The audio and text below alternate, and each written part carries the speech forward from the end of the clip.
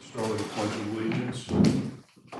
Allegiance to the flag of the United States of America and to the republic for which it stands, one nation, under God, indivisible, with liberty and justice for all.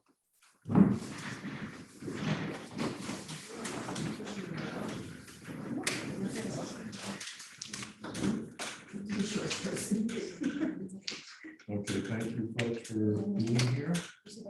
And we've got an audience, great, that's always good. Let's see, the Gretchen Topping and Corner House at Cyberponic LLC. We actually have a resolution we can adopt to move that forward finally. The lawyers are all satisfied that it's moving in the right direction, the right things have been submitted. There'll be a series of other hoops to jump through, but this is the first one from our end to keep moving it along. Can you read that or deem it read, Mayor? I guess we'll deem it read. It's fairly long. You want me to read some part of it? Or?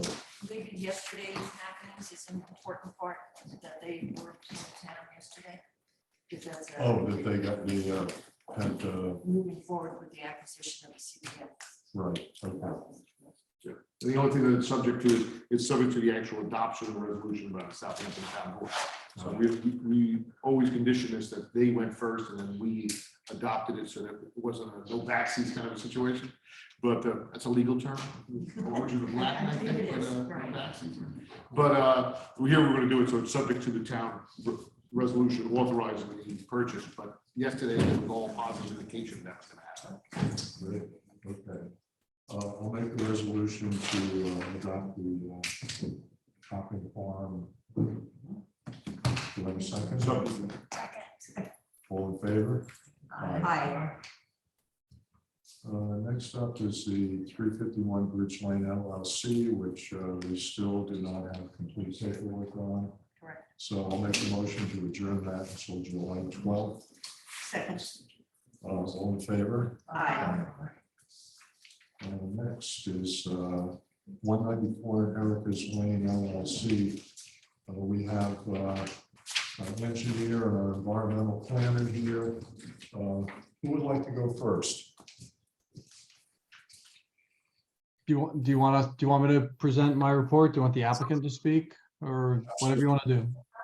Do you want to? Let's have the applicant go first. Oh, okay.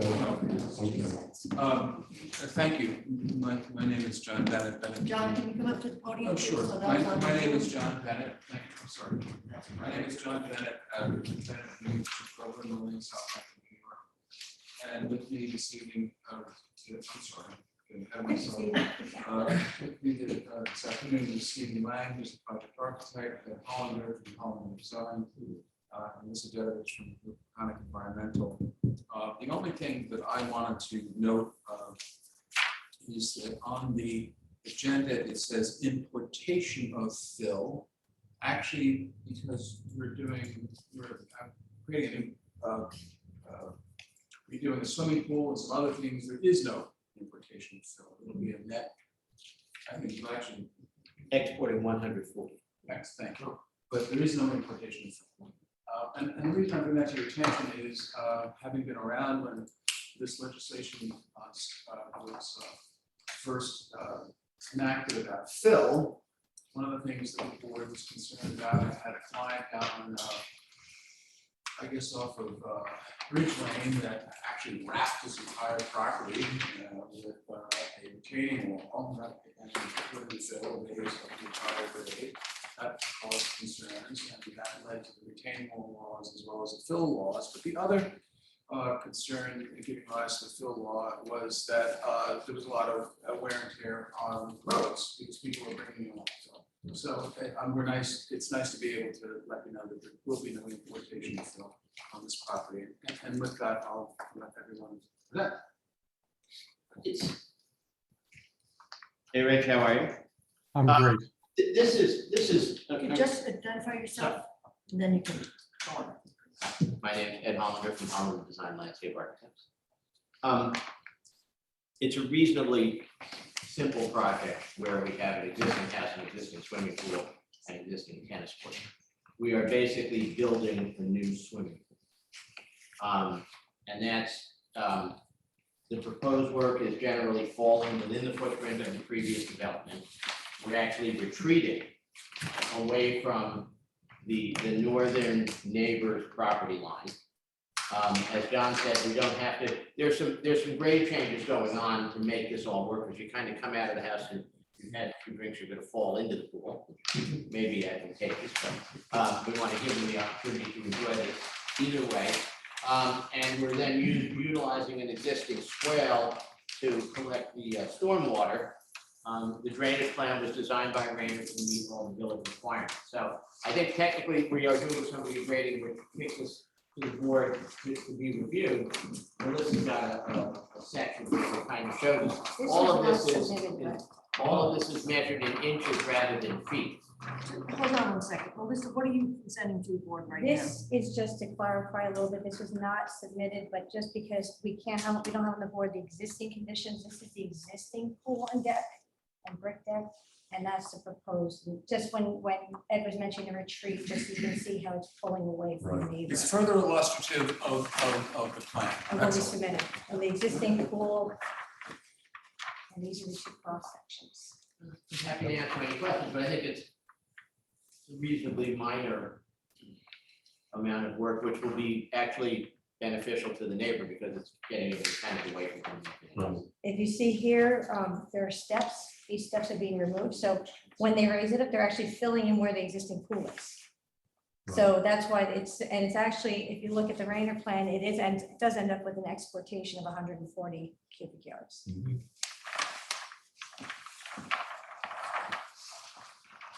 No.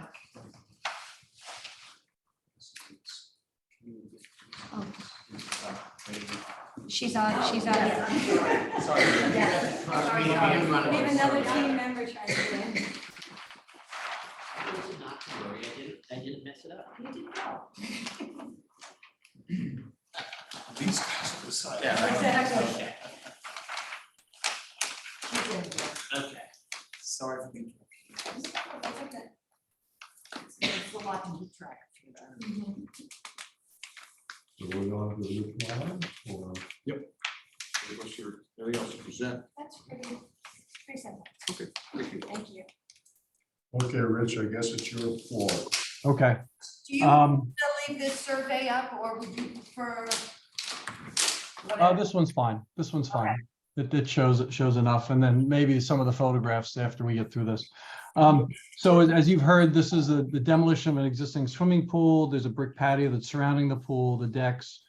There's a removal of some fairly substantial mature trees that are just to the north of the existing swimming pool. That's also included in this project.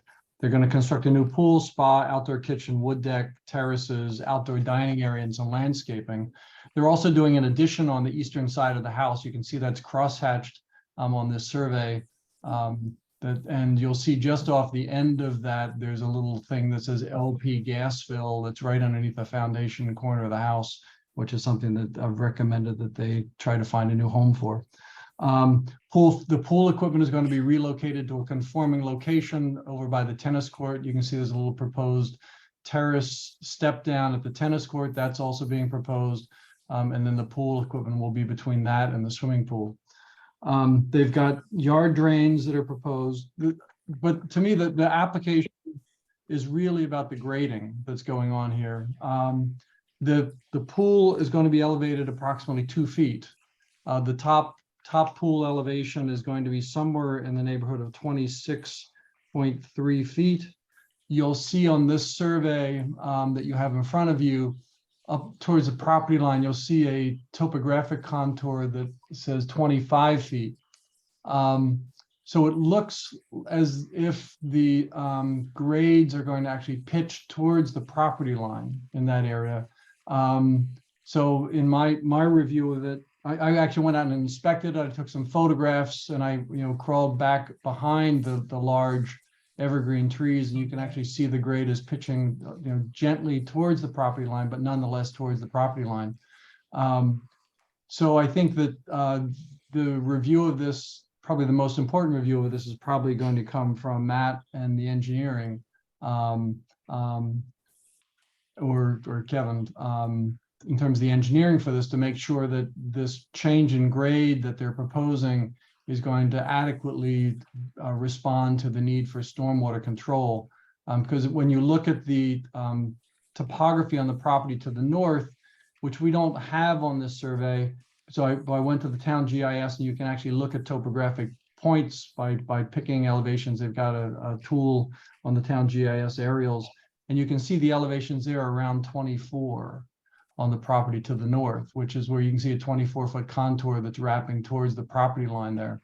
So this pool will be raised up to 26 plus with grades pitching towards the property line. So I think the biggest part of this application is really going to be how to resolve the grades. In terms of the pool itself and the patios, I think it's an intelligent redesign. When I went to the site and I saw the location, the pool chairs on the decking, you could see that this property owner probably has some difficulty maneuvering around, and it actually, in my opinion, created kind of some unsafe conditions relative to having pool furniture so close to the pool without people being able to walk around. And it's a kind of an awkward triangular shaped deck there. So the redesign, I think, is logical in that regard. The redesign of the pool, this lot is part of a filed subdivision map from 1982. Was a cluster subdivision, so it's entitled to use the R40 zoning setbacks at the time, because it's a non-conforming lot, pre-existing non-conforming lot, and your code has provisions that it gets used the non-conforming zoning that was in place at the time the subdivision was created. That the subdivision, the requirements at that time had a 20-foot side yard setback for accessory structures. At the present time, the pool patio is at 15 feet. The new proposal will bring it into compliance with the 20-foot setback. So you'll actually be eliminating a non-conformity with the approval of this. So to me, the devil's in the details about the drainage and the grading here. I know that you've received a memo from Kevin, the village engineer, with respect to this. And I think that probably his comments are going to be almost more important than mine, relative to making sure that whatever is being proposed here is not going to impact the neighboring property relative to grading and drainage. So with that, I'll turn it over to Kevin. Thank you, Rich.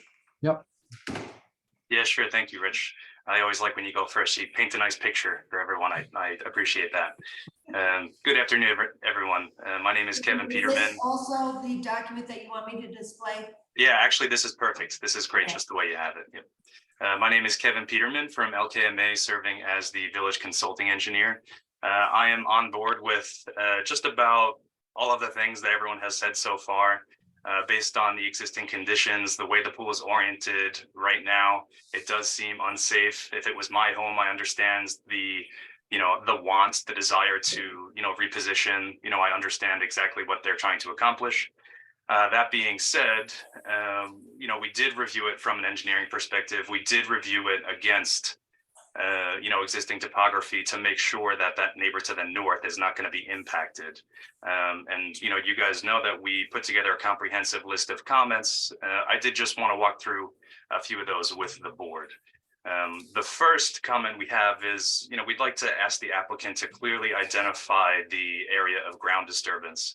We don't want to be playing the guessing game at exactly where the area of disturbance will be. Based on the existing structures, the existing home, the existing tennis court, there is not a lot of room for construction equipment to get back into that pool area.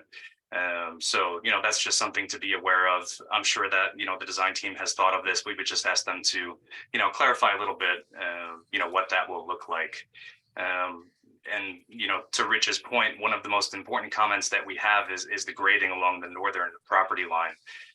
Under existing conditions, there is a berm that exists between the existing pool and the northern property line, and that berm serves as a high point that will prevent the surface runoff from going onto the neighbor's property. Under proposed conditions, it does not appear that berm will exist, and I'm looking at the proposed contours as we see on this plan right in front of us now. We can see that where the proposed design ties into the existing, there's little notches on the contours, and we see that berm is taken away. And we can see the applicant and the design professionals' intent on trying to capture the stormwater, but there is no clarity on the plan as to what is an inlet, what is a surface inlet, what is a closed manhole structure, what are the elevations of those? We see these kind of gray hatched out small boxes, which we assume are drainage inlets, but we're not in the game of assuming. We want it to be very clear that no one has to guess. So it is possible that they can accomplish and capture the stormwater runoff by using strategic grading and inlets and assigning appropriate elevations. But based on the plans we are seeing right now, and based on the plans that were submitted to us, we would just ask for a little more clarity on the elevations of those inlets. Also, just the drainage tributary calcs was a little difficult to follow those. So we would ask the applicant to provide a little more clarity on those drainage trib calcs, and also just to make sure that we're providing drainage for the roof of the proposed addition. Also, to Rich's point, we saw a propane gas fill located directly in the vicinity of the proposed addition. The location of that wasn't clearly depicted on the survey, so we would ask that that be addressed, that the location of the underground tank be depicted and relocated as necessary. Also, during our site visit, we noticed that in the area of the residential addition along the east face of the residence, that there were roof gutters, downspouts coming off that side of the building, and they're going underground, which tells me they're probably going to some form of drainage leaching structure. The location of those leaching structures wasn't clear on the survey or the proposed design plans. So we would just ask the applicant as part of their resubmission to kind of address that and clarify what's happening with those roof leaders. Will they be rerouted?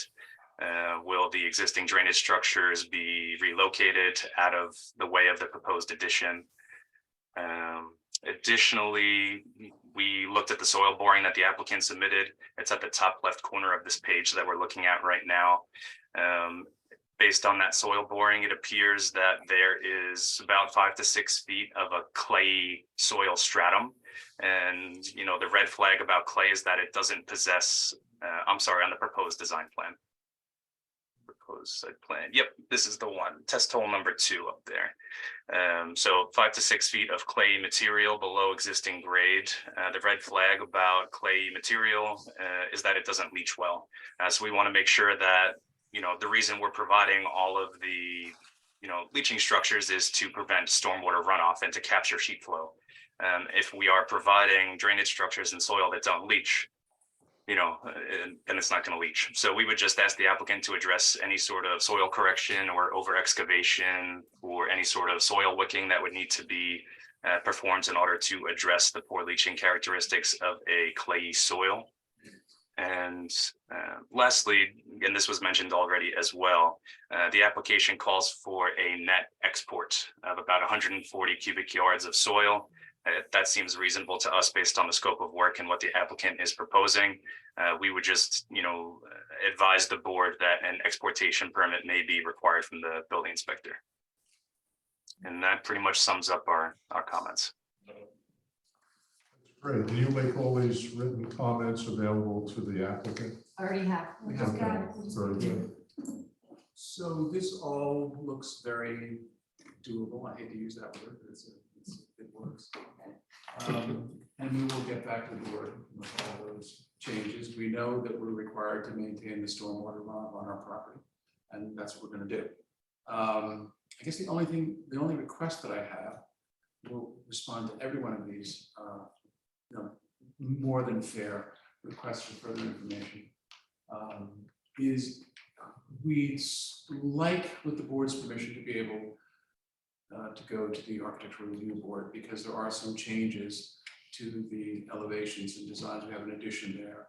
We obviously are committed to work these matters out here. I think you don't see anything that's non-workable, and we'll have to get your approval, but we would like to be able to get sort of set free to go to the ARB. Obviously, subject to That's your your objection. That's Yeah, important. there's no problem with that. Okay. Yeah. I understand. Thank you. Yeah. Thank you. Yeah, so we'll get this stuff to you and Okay. come back. very good. We'll satisfy every concern that both engineering and planning have. Would you Okay, like me thank to you. adjourn it till next month when they come back with the information? Yeah, we'll adjourn this until July 10th. Okay, I make a motion to adjourn this application to July 12th with the submissions. Do I have a second? Okay. All in favor? Aye. Brilliant, thank you. Thank you. Thank you. All right, John. Good to see you.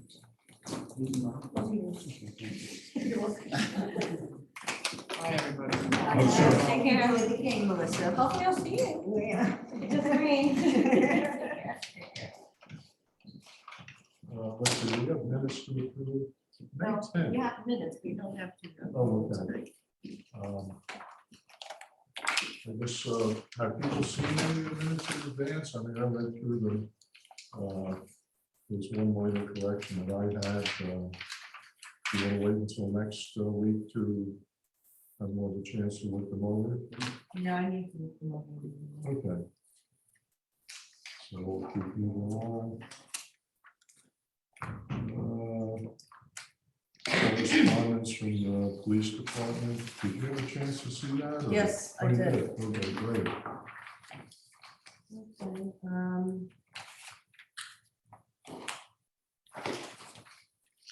Okay, we still have, excuse me, Karen, Oh, you still have Kevin and Oh, Rich oh. here. If you don't need them any longer, if you'd Okay. like to excuse them. I'm sure they. Rich and Kevin, thank you very much. We really appreciate your input. And it's nice to see you at a distance. I guess you can go off to some other project at the moment. Thank you very much. Okay, You guys, All right. talk soon. go on. Bye-bye. All right. Thanks, Rory. Okay, so, let's see now. We had 14 abandoned 911 calls, up from 5. That's a lot. But anyway, more people here, statistics. 19 burglary alarms, which is down from 25, but most of them were false. Fire alarms, 13, that stayed the same, and much of them were false, but there were a couple of fires, I don't know where they were, or what kind. And then there was, one building fire and one other fire. It just says other. And then one hunter complaint from 0, one marine incident from 1, stayed the same. 4 noise complaints from 0, suspicious incident, suspicious vehicle. 136 traffic stops, up from 101 in April. And of those stops, there were 12 arrests. Wow. Yeah. And on the last, let's see, not the last page, page 4 of the summary, it says 10 property damage. That, I think that's a typo. I think it should say 1.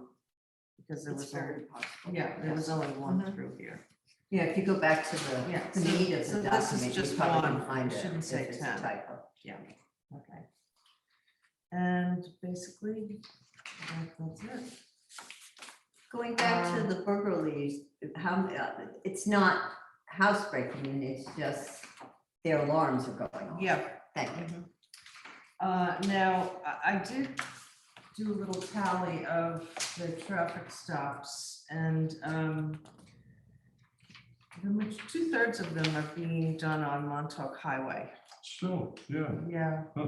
they're 90 out of 137 or 136. So maybe we'll get to discuss that at our meeting. Yeah, right. We're going to be meeting with them tomorrow. It changed to tomorrow, correct? Are there any questions that you all would have?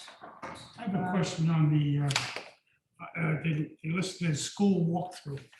Is that a community policing event where they just walk through the school, or were they called there for a No, reason? usually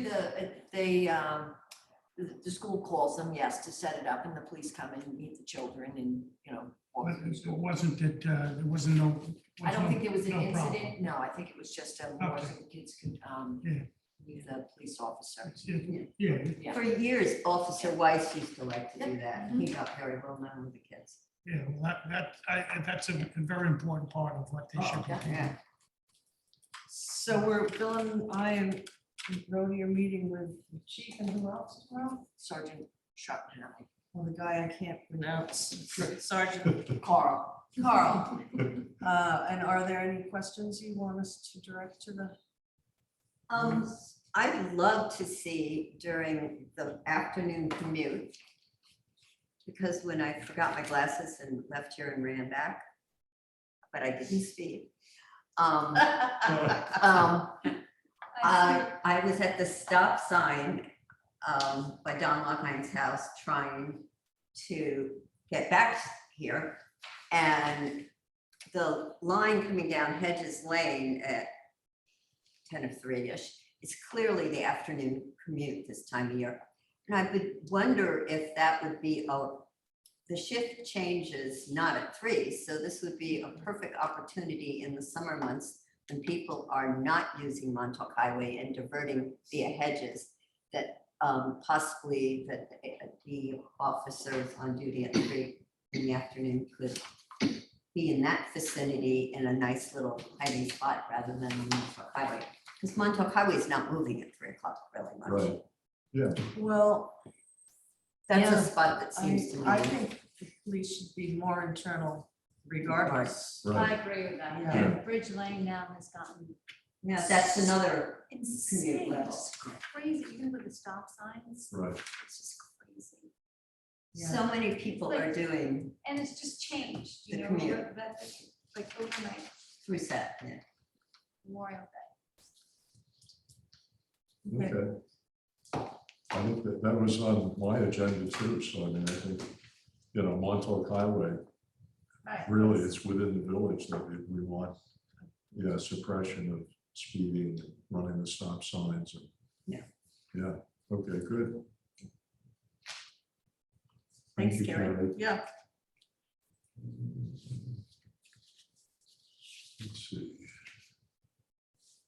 Yeah, traffic calming, safety measures, we have a bunch of letters about speed bumps.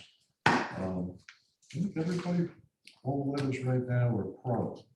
Aren't they? Yeah, Yes. had a group on the south end of Sag Main Street. I mean, people speed everywhere. Repaving projects, they're all done. Biking around, I mean, I'm loving it. Now, I think they were all nicely done. Could we put on our agenda for the next paving cycle after our new budget gets approved? That we discuss it maybe in our July, I don't know, work session or something like that. So if we're going to do a fall paving cycle, we have enough time to Yeah, hammer out Oh, stuff. And decide what roads or road, if we did a big one like Town Line, we would be. well, that's another, but I know that's a tough one. Yeah, well, I mean, I've been talking to people, particularly anybody on the East Hampton side, telling them to They need to. approach the highway superintendent who dictates that. Yeah. And I saw Billy Babinski yesterday, and he has contacts with somebody, and they said, well, he said, why haven't you done it? And I said, well, we want to do it. We've been stonewalled. So he said he would rattle somebody's cage. Well, the election they're having is totally changing things too, because Peter Van Scoik is not rerunning. Right. So initially, maybe in a week or two, we'll be dealing with different people. Well, no, it's the highway superintendent who determines that. Yeah. Has nothing to do with the town board. And So- it's the East Hampton town that's responsible from Montauk Highway down to the Atlantic Ocean. They're the ones that reap the benefit from the CHIPS fund. We do not. So if we did contribute to the paving, We wouldn't will get not our paid. reimbursement. Not like I said, no, it's not like we couldn't recoup all of that on some other project, but they get the benefit of the mileage on town line through the CHIPS fund. We do not. We get the northern one from Montauk North on town line. Right. And they don't get any of that. So, Well, it's one of those roads that, particularly the early section of it from Montauk Highway toward Hedges Lane is kind of bombed out right now. Yeah, there's a section, Montauk Highway to just short of Parsonage Lane. Yeah, It was yeah. repaved more recently. But just before you get to Parsonage, it turns bad Bad again. and down to Daniels Lane. So, I mean, that's been the point. I know our engineer, highway engineer has brought it up with Lynch, who's the highway superintendent in East Hampton. And so far, he has been unresponsive. He said he had no current plans for repaving. And actually his comment about how he would repave it was much less thorough than what we've been doing. But we'll see. Yeah, I mean, that's just a matter of we get it done, we get it done. And, we need the partner in that. So if we can, I don't know, in July or early August, discuss Yeah, the fall, absolutely. October, whatever, put it on the Yep. agenda. Yep. I think it would be smart. That way we have time to, I don't know, smooth it out. And also it allows, the planning part to get done. So we get on the list before they close down the blacktop. Yep. That's the plan. Local law number 4, the gate, right? That's the gate thing. Do we want to vote on that? Do we want to let it just die? Do we do something with it today, or if we let it sit long enough, it just disappears? Does anybody want to ban gates? I mean, I don't particularly want to ban gates. What's the feeling? I think we should take the input we got from our meeting and discuss it, statistically. Example, I don't have it statistically, so I'm making this part up. Let's say 35 people talked. Right. Were they pro or con?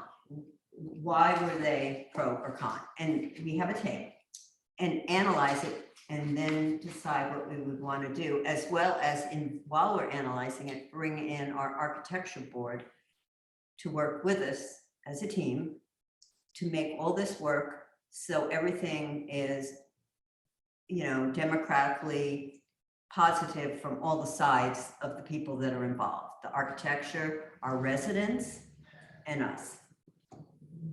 I think you're overthinking it. Are you talking about a joint meeting Mm-hmm. with the AHRB? You have 1 month left to decide on this particular law that's in front of you right now. Yes, so maybe I'll give some context to this, what has to happen, right? So under public officers law, we have to make a decision within 62 days, or it's not passed, it just fails. So you have to have a vote before that. You can always bring it up at another time, have another public hearing, but you have to, if the 62 days expires, you have to renotice it and go through the public hearing again. So if you have to take action on it before that time ticks off.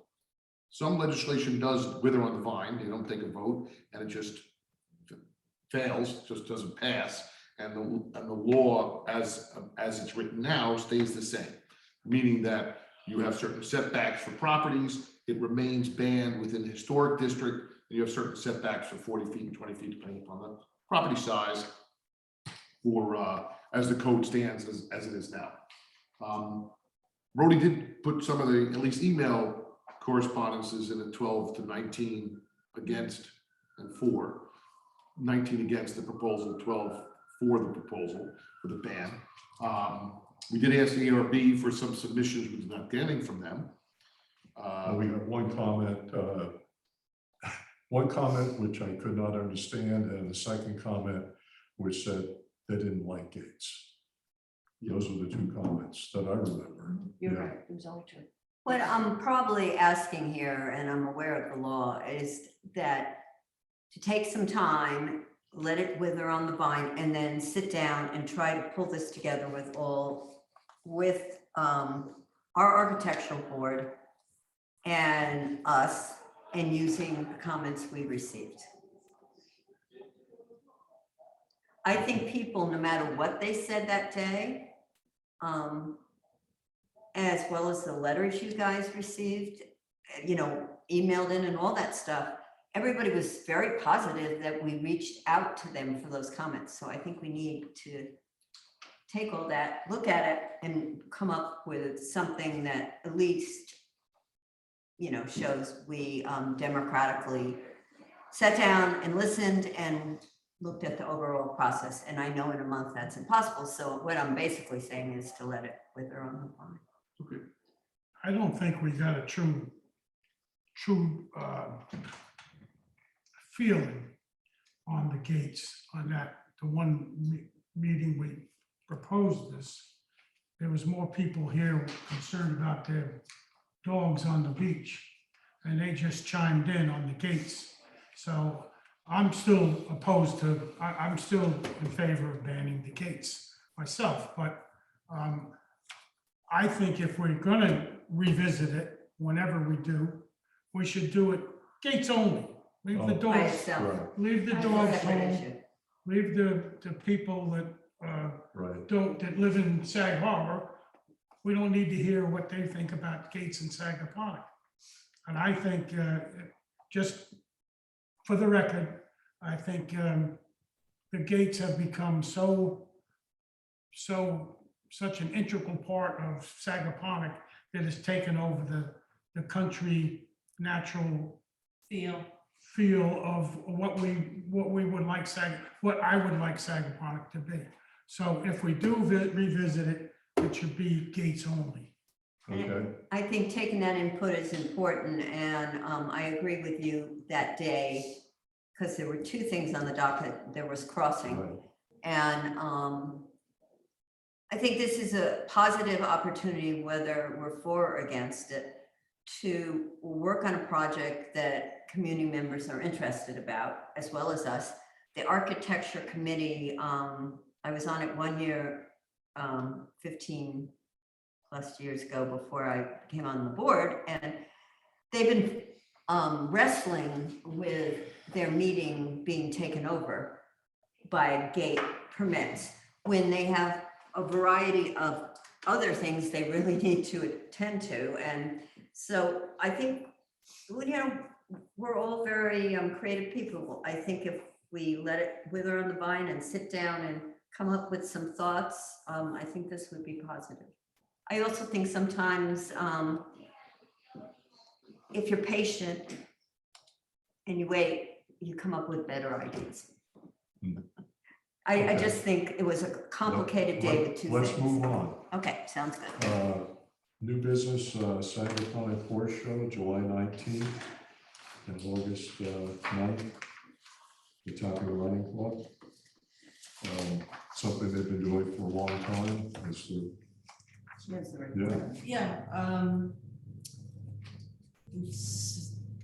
from 7:30 in the morning until 5:30 in the evening.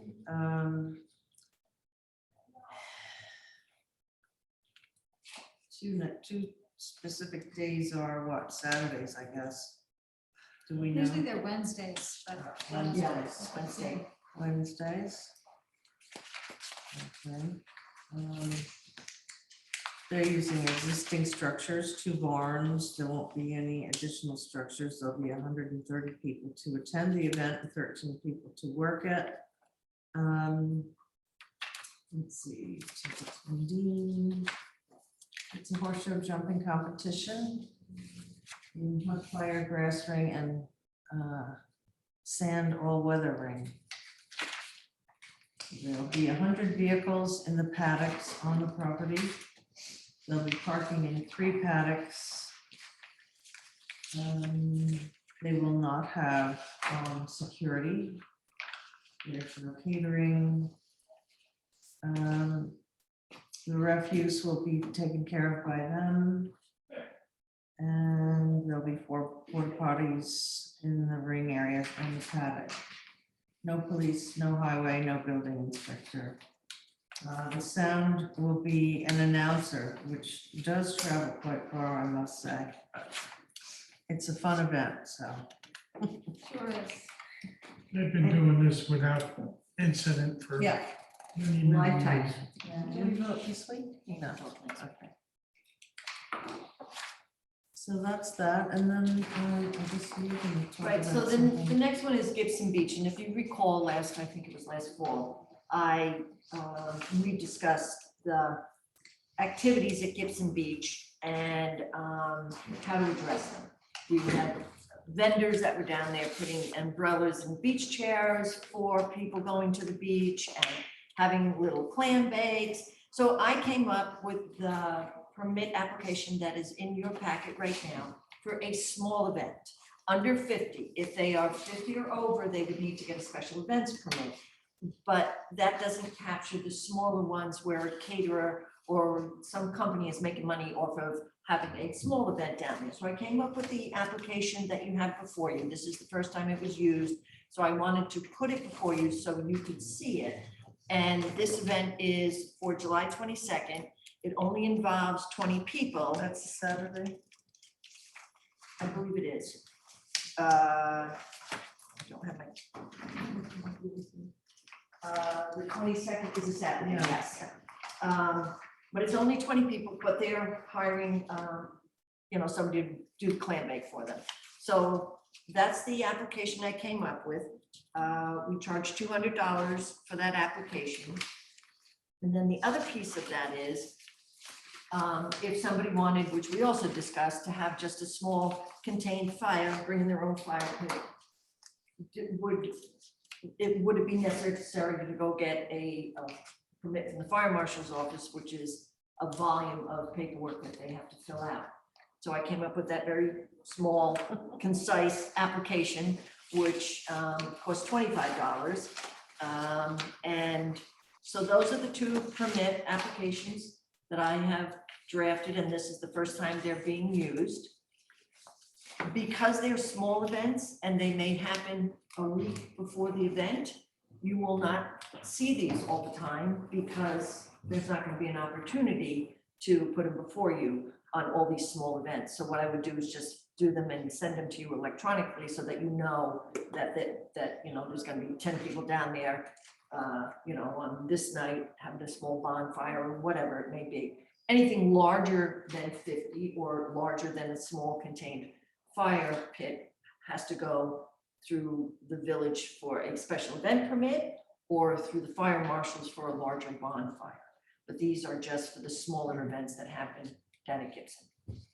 This is great, nice idea. This is a nice idea, do we want to is this the company that has been doing it down there? I don't know. Lisa. Oh, I because don't- remember they were on a website or something we found last? That There was was I think somebody that else. was the chair people. Wasn't Yeah. that The chair people that Yeah. regularly, Yes. every Right. weekend, Saturday and Sunday, Right. were renting chairs down there Right. to make them aware of this change. I think this is great. Yeah, I mean, I would. Find I'd these have to people see if because I they can were on the website get and just back make them aware into they my have to notes fill to it out see. and do this. Yeah. And the chair renting people, I think, were upsetting the normal beachgoers at night because Yeah. they don't go down there to be So in that situation. Yeah. I'm wondering if 50 is too many. That could be up to 50 cars down there. Well, the other point that is on there is where you park your cars, and they, up till 6 o'clock, they do have to have a permit from the Southampton town, but after 6 o'clock, it's not required down. So So after you 6 say- o'clock, you can park there. Oh, they say from 6 to 11. And normally you get off the beach at 9. Oh, yeah, huh.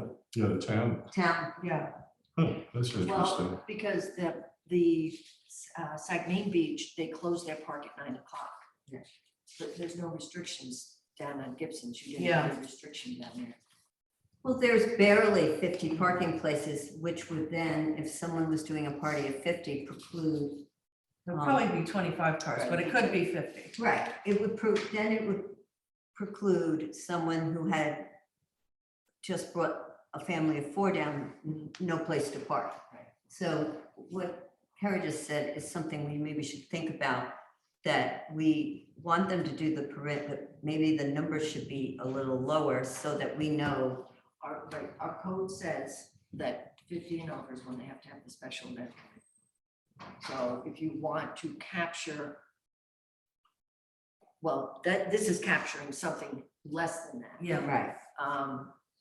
And I do look at the parking, but with 20 people, you're talking 10 cars.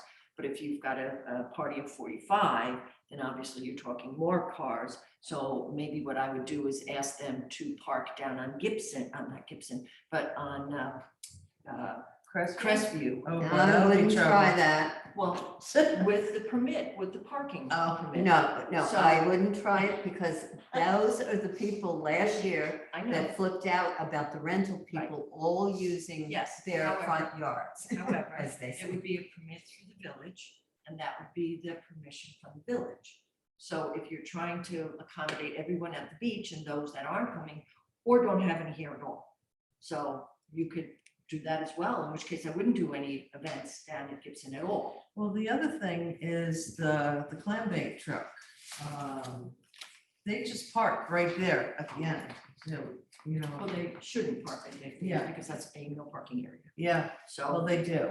Well, So then they we would should have- go down there and tell them that they can't park there. I mean, I will absolutely put that in the letter, Yeah. saying that, do not Once park they get their stuff illegally.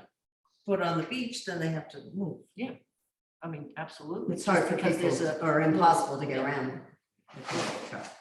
But I wasn't aware of that, so that's something that I would definitely put in is, I mean, I don't know if they bring a truck down there. I don't know if they're bringing 4 cars that have all. I've seen trucks in the way to the entrance and exit of the beach, and they stick around for a while, so. Right, well, I'll just make sure the police know that, and that these applicants know that they can't park there. Yeah.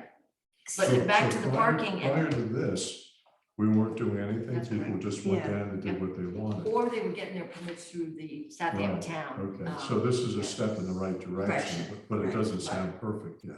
That's correct, Bill. Right. Absolutely. Good job. So Yeah, what we need here maybe is not to have, which we did other summers, like a taco truck and the clam bake truck there, like 2 things going on at once. When you have one catering group applying for a permit, there can't be 2 going on. Well, that Because- wasn't our views, that was town line, wasn't it? No, we were having 2 down there. Oh, We didn't. We didn't know about that, but yeah. I mean, But town line is absolutely not. If anybody comes in to ask for a permit to have an event down at town line, the answer is no. What about East Hampton? That's out of our jurisdiction. Well, I think it I was East did- Hampton who did all that. You're absolutely correct. And I did, and the supervisor did acknowledge that, and I actually spoke to the town clerk and brought that to her attention as well. So I don't know if it's gonna change. or when not. last year and other years, when you got a clam bake company and a taco truck, or the clam bake company and the chair rental people, the road literally from Crestview down couldn't move. That's what you want to avoid, because if there was a swimming emergency or anything, you can't get down. Well, right, so now they have to get permits from us, so we can control it better, Yeah. hopefully. And if they don't have a permit, then they shouldn't be there, and the police should tell them to move. So these permits, like the other ones, I will be giving to the police to say, these who have permission, anybody else doesn't have permission. I mean, if you're going down with your family Oh, and yeah. you've got, 6 chairs and a cooler, That- have at it, that's have not a the lovely rental time. company, yeah. But if you're bringing in the catering trucks, that's a different issue. And maybe you want to also There's a pizza make truck the too. catering trucks like a vending truck, Brian, Oh. have them get a license also. Or a permit to park down there, Yes. because There's back several in the day types when I of used doing to, it. you used to bring your car down, you used to hold the stuff out of the back of the cars and bring it down. You didn't have big, Trucks to go on the food beach. truck. Exactly. That's what you're trying to prevent, right? You could pile a lot of people into a van back in the old days and, take out your cooler and. Yeah, Just- but and and these food trucks, and you can't go down on Gibson, they cannot bring them down on No, they get Gibson. right down.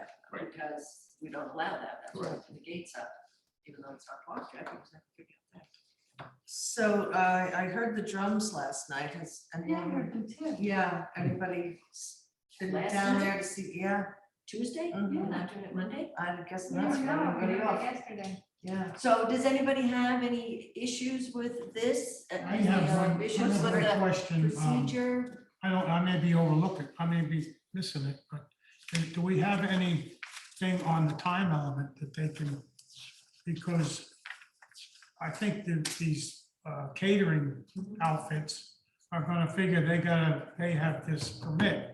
They're allowed to start 3:30 in the afternoon when people are still on the beach. Right, I mean, it does say 6 o'clock, so. Well, then- that's what they said, that's. Right, so then, exactly, so then we would say, well, you're permitted through 6 o'clock, you cannot. Can't, okay. Right, you can't yeah. go down there and start Now, setting you- up beforehand. You don't think we need to spell that out in the permit?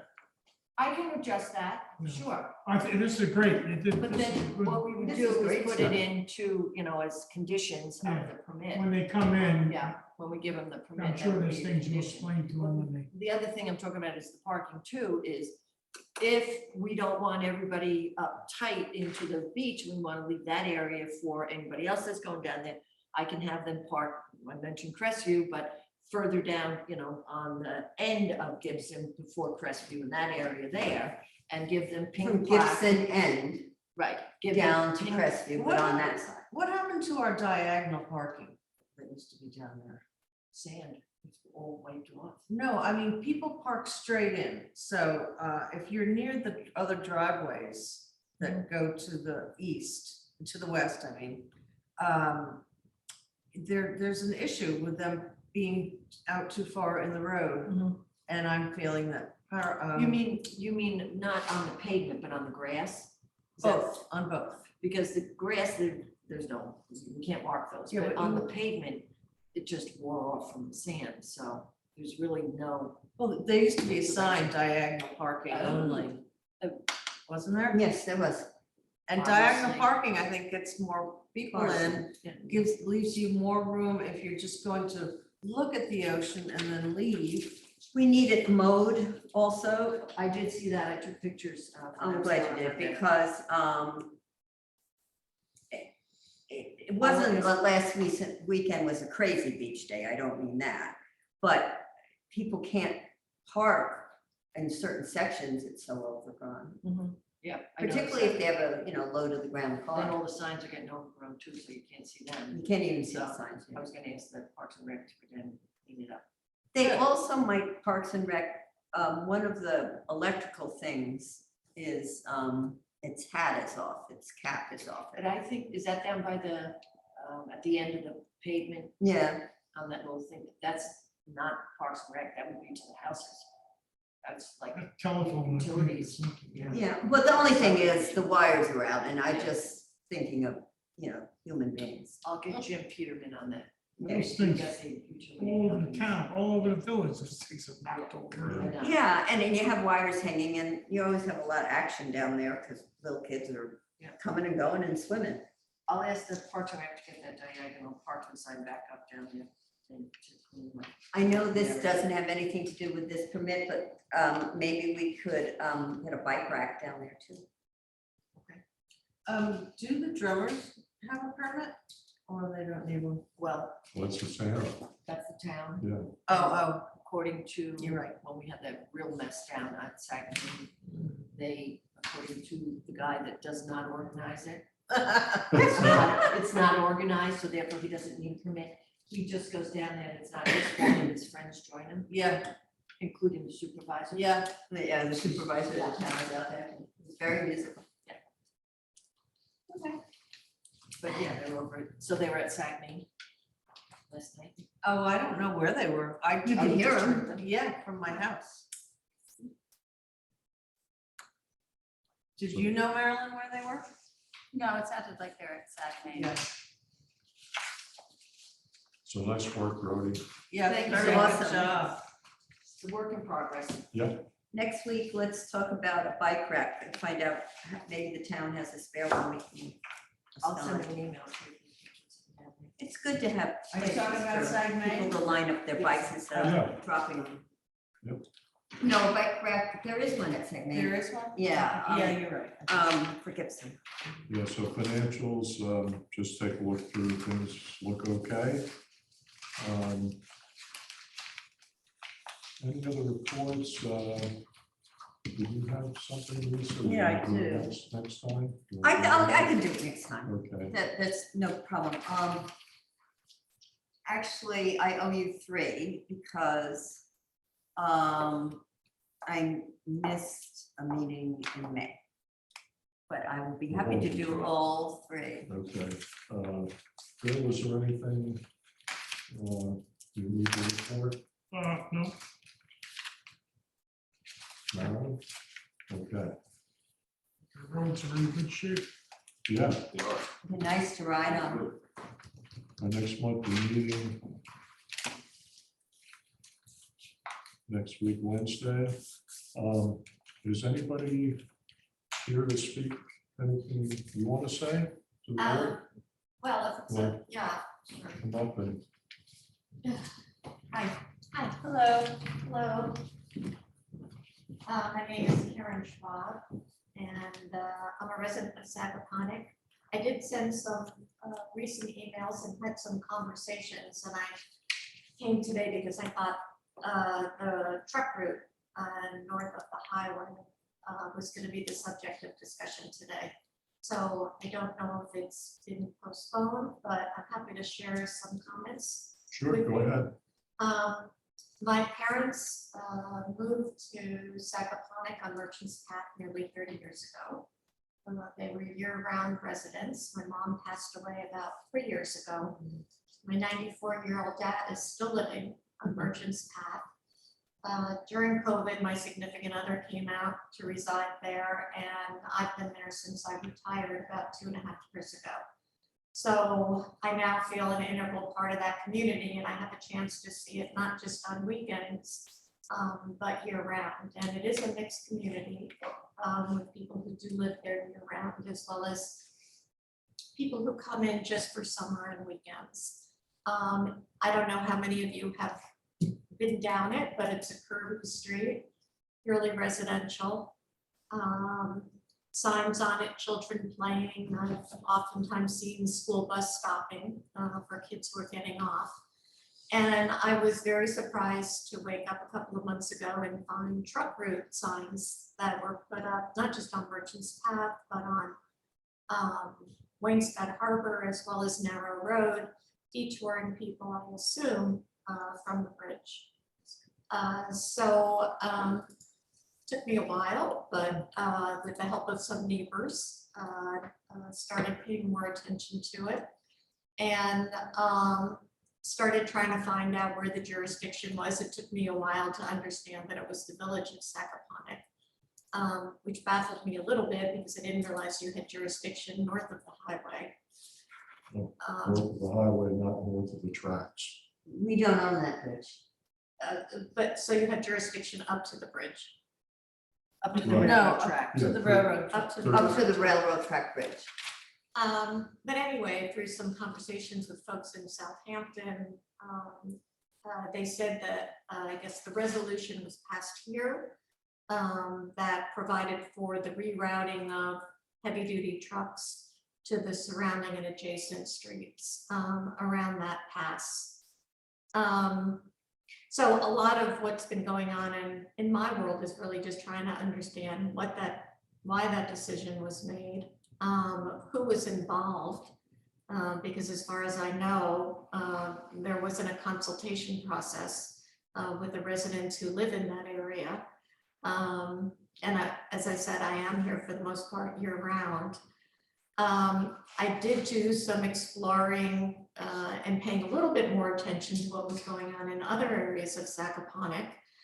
And there seems to be some inconsistency in terms of how the roads are used south of the highway versus north of the highway. On my travels and closer observation south of the highway, I found that it's virtually impossible to bring a heavy duty truck into the community. That virtually all of the roads parallel to 27 have restrictive signs on them. And I was very surprised to see even Sag Main was restricted. So one of my questions is, why is Sag Main different from Sag Road in terms of how we're applying the use of the signs in our community compared to communities south of the highway?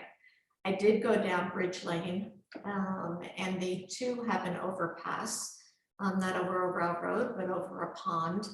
And there are restrictive signs there as well, but there is no rerouting of trucks into other areas adjacent to that to try to prevent those trucks from going over the pass.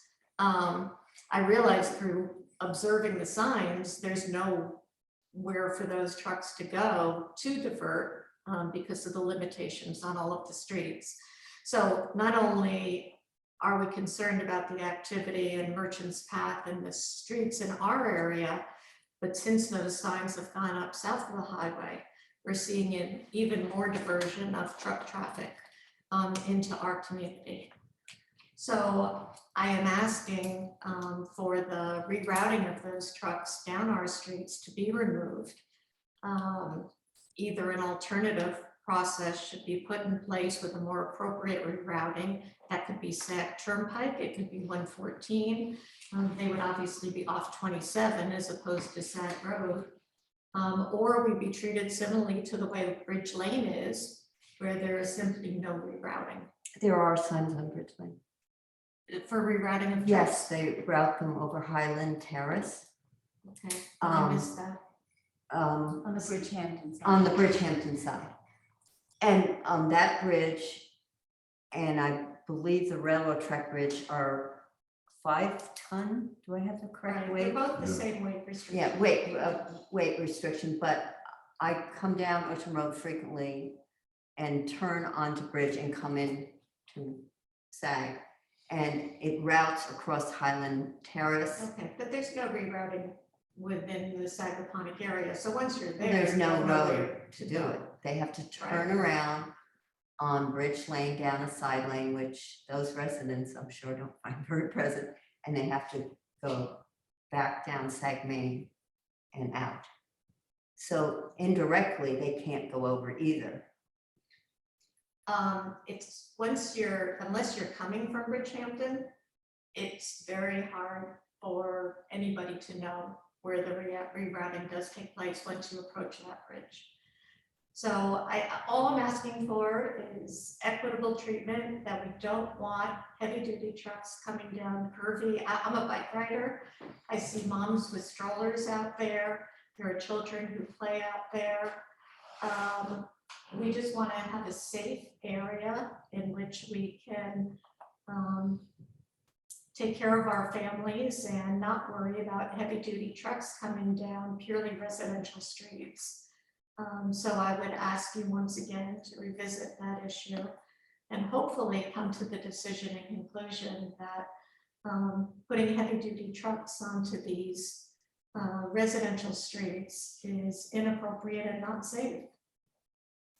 Okay, I rode through your neighborhood today on a bike, and most signs are ignored. I think, well, we're all volunteers, so if you can actually figure out a solution to how people access the neighborhood just north of your neighborhood and just north of you with a heavy truck, go ahead and work on it. But I've been there for 40 years before the roads were paved, and I biked through the dirt roads and I biked through the paved roads, and truck access to the whole division of Southampton between the Long Pond Greenbelt and the preserved woods of Town Line Road, the airport properties, etc. There's only one grade crossing, which is Wainscott Harbor Road. If you want an appliance delivered by PC Richards, it's going to come in a 13-ton truck with a lift gate, and you've got a tremendous neighborhood north of you before you get to what is it, Widow Gavitt's, or one of those roads back there. And the problem is trucks are not going to be directed into the village of Sagaponic to come back down and access the whole block of property. You know, Widow Gavitt's, Narrow Lane, Northwest Path, Toppings Path, Sag Road, and then the other developments. They're not going to go into Sag Harbor Village and then come back in. They'll come off Montauk Highway and go through Wainscott Harbor Road. And I understand, but if you want to figure out some way to get them there. I don't think any of us can totally police the activity that I'm is not talking going about on. police, just how No, you I mean, may I just provide police in the the sense of access. citizens, but You I know, think in what terms is, of. my question is, what is the truck route? And please, I appreciate you coming, but I've been there a long time and I've looked at it. And unfortunately, the truck route goes right by my house and my house is 30 feet from the road. And I have a speed bump in front of my house now too. And I don't know what the other solution is unless you get the railroad to upgrade the bridge, Well, what which I happens tried to south get of the done years highway, ago. Where every single road has limitations on trucks over They're 10,000 pounds. They're ignored. And you have So a then neighbor, let them The ignore them trucks north of are the there. highway. But we don't police your side, our police. When I- you say let them No, ignore I'm it, saying that, I don't expect the police to be issuing citations. We don't see the police typically in our area for good reason. There's not a lot of activity going on. But it seems to me that just to be respectful of the people who live around that bridge, to either create a detour off of 27 to a more appropriate road.